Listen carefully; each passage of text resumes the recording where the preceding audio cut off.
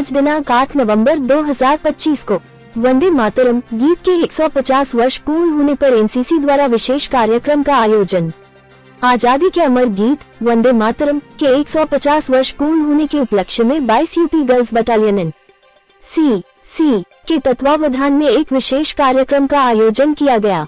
कार्यक्रम का आयोजन 22 बटालियन एनसीसी के कमान अधिकारी कर्नल भूपेंद्र ठाकुर तथा बटालियन की प्रशासनिक अधिकारी मेजर रिजू रावत के निर्देशन में किया गया। यह आयोजन देशभक्ति और राष्ट्रीय एकता की भावना को समर्पित रहा। कार्यक्रम में कैडेट्स को वंदे मातरम गीत के इतिहास और महत्व के बारे में बताया गया। वंदे मातरम गीत सन 1875 बंकिम चंद्र चट्टोपाध्याय द्वारा रचा गया था, जिसने स्वतंत्रता संग्राम के समय भारतीयों में देशभक्ति और एकता की भावना को प्रज्वलित किया। इस अवसर पर विभिन्न कॉलेजों की एएनओ ने कैडेट्स को बताया कि वंदे मातरम केवल एक गीत नहीं, बल्कि यह भारत की आत्मा और मातृभूमि के प्रति अटूट श्रद्धा का प्रतीक है। उन्होंने कैडेट्स को राष्ट्र प्रेम और अनुशासन के आदर्शों पर चलने का संदेश दिया। कार्यक्रम में 245 कैडेट्स ने प्रतिभाग किया। अंत में कार्यक्रम का समापन राष्ट्रगान के साथ हुआ। उपस्थित सभी अधिकारियों, शिक्षकों और कैडेट्स ने भारत माता के जयघोष के साथ एक स्वर में कहा वंदे मातरम। इसलिए इसको याद कर रहे हैं या कमेमोरेट कर रहे हैं? कितना? ओके, 150 इयर्स आज कंप्लीट हुए हैं इसके। और व्हाट एल्स?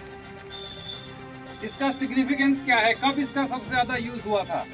कौन इसका यूज करता था ज्यादा? Okay, good. कौन करता था? Freedom fighters. Okay, this was the slogan that was used by freedom fighters when they used to come out march against the colonial oppressors. है ना, आपने मूवीज में देखा होगा, हिस्टोरिकल मूवीज में, जिसमें जब वो कोई लाठी चार्ज कर रहा है या कोई सत्याग्रह करने वालों के ऊपर, तो जो सत्याग्रह करने वाले थे वो क्या नारा लेके चलते थे? है ना, वंदे मातरम। ठीक है, तो ये एक नारा था और ये एक वो नारा था जिसने पूरे भारत के जो स्वतंत्रता सेनानी थे या जो स्वतंत्रता का स्ट्रगल था उसको एक पिच दिया, उसको एक मोमेंटम दिया। तो आज 150 साल के बाद इसको हम याद कर रहे हैं। एक तरह से हम अपने इतिहास को भी याद कर रहे हैं कि जिस नींव पर खड़े होकर हम यहाँ पर पहुंचे हैं वो नींव उतना मजबूत होना चाहिए ताकि जो मंजिलें हम बढ़ाना चाह रहे हैं अपनी इमारत पर वो टिकी रहें। ठीक है, तो इसी तरह से हमें अपने इतिहास के बारे में, अपने गौरवशाली इतिहास के बारे में पता रहना चाहिए। यहाँ पर तकरीबन हम 200-सवा 200 लोग हैं, लेकिन यदि आप देखेंगे तो कितने लोगों को इसके बारे में मालूम था? तकरीबन 20 या 25 लोग, है ना।